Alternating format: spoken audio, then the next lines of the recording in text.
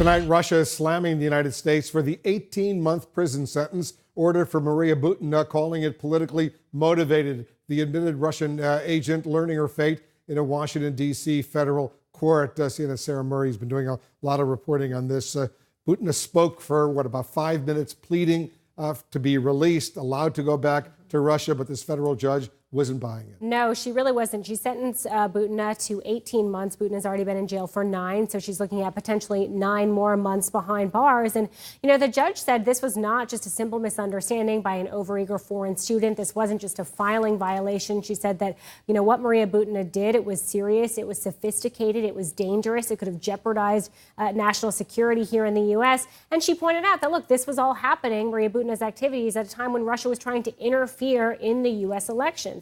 And Maria Butina did speak in her own defense. She apologized. She said she was actually trying to improve relations between the U.S. and Russia. And ironically, she realized this actually damaged them. We've also heard from the Russian Foreign Ministry, which is weighing in on her case today.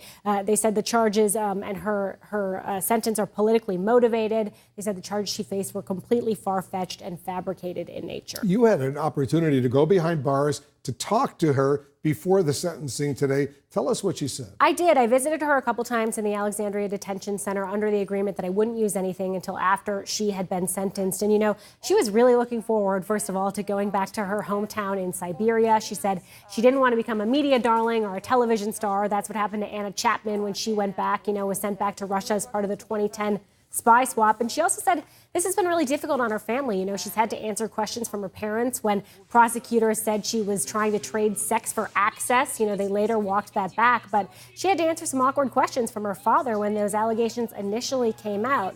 I also asked her about some of the other folks who were allegedly involved in this scheme. She's been cooperating with prosecutors against her boyfriend, Paul Erickson, but she said that she hopes he doesn't face any charges. He's in enough potential legal trouble already.